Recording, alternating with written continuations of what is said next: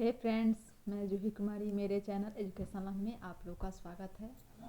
तो फ्रेंड्स, आज अब आप लोग के लिए जितने भी सीटेट अभ्यर्थी थे जो भी 2026 में फरवरी में एग्ज़ाम दिए हैं 7-8 फरवरी को, उन लोग के लिए भी बहुत बड़ी खुशखबरी है। और 1.5-2 साल से जो लोग बीएड सीटेट पास करके जो बैठे हुए थे, उन सब लोग के लिए भी मन में हलचल मच गई होगी 4.0 की जोरदार तैयारी करने के लिए।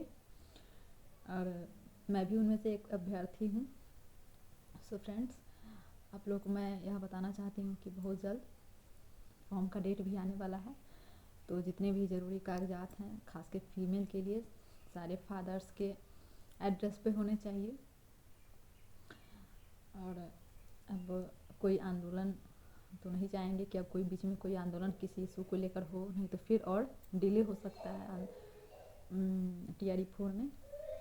जो प्रक्रिया जैसे धीरे धीरे आगे बढ़ रही है, हम लोग का भी कर्तव्य है कि अच्छे से बढ़ने दिया जाए और बीच में डिस्टर्बेंस ना करें।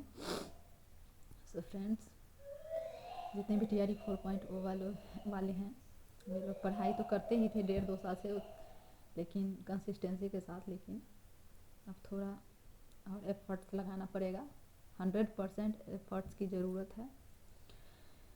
और देखिए, बहुत जल्द आने वाला है। और इस बार फॉर्म भी डिजी लॉकर से, जिनके पास अगर मान लीजिए हाथ में कागज़ नहीं है और कागज़ ऑफिस में है, कार्यालय में है, तो हम डिजी लॉकर पर अगर अपलोड हो गया हुआ है तो डायरेक्ट भी फॉर्म डिजी लॉकर की सहायता से हम भर सकते हैं। तो ये चलिए एक अच्छा काम हुआ है।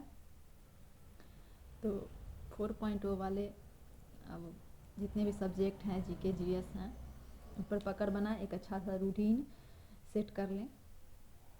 बहुत जल्द 4.0 का नोटिफिकेशन भी आएगा। और जानते हैं, यहाँ पे जब TRE का जब भी एग्ज़ाम हुआ है तो एकदम इतना धर धर फॉर्म भराता है, जल्दी जल्दी होने लगता है, रिजल्ट भी जल्दी आता है तो क्योंकि बहुत जल्द होने लगता है, तो इसलिए जल्दबाजी भी बढ़ जाएगी।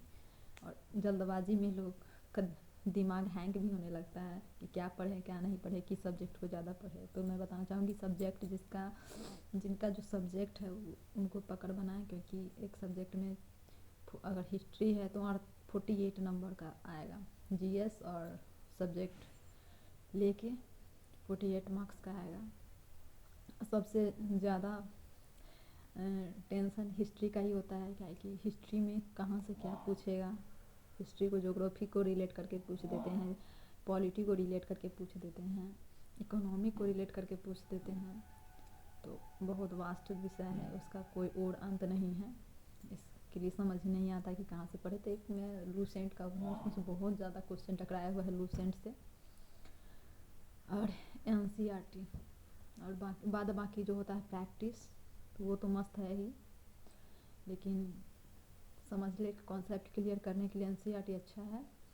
और फैक्ट्स पढ़ने के लिए लूसेंट का, उसमें हिस्ट्री 4-5।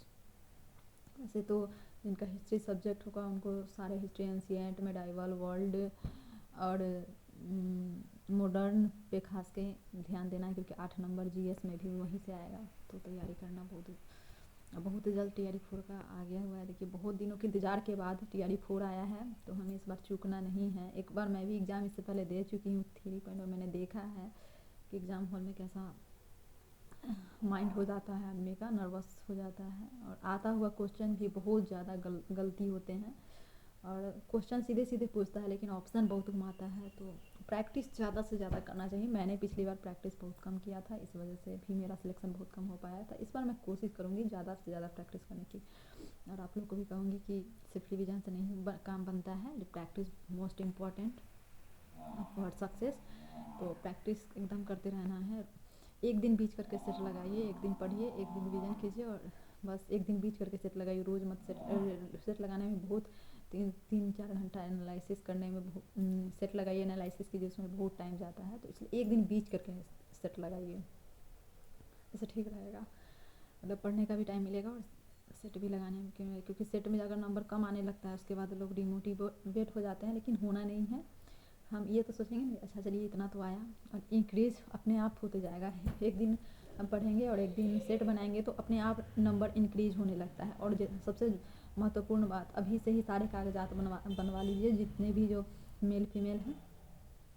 मेल का तो टेंशन नहीं है, अपना बनवा सकते हैं अपने वो तो, और फीमेल को अपने फादर्स के पते पर ही बनवाना है। तो चलिए फ्रेंड्स, आप लोग मेरी यह वीडियो को ज़रूर देखिएगा और पूरा वीडियो वॉच कीजिएगा। कोई भी क्वेश्चन होगा तो कमेंट बॉक्स में लिखकर ज़रूर भेजिएगा, एंड लाइक एंड सब्सक्राइब ज़रूर कर दीजिएगा। Thank you for watching this video. Bye bye.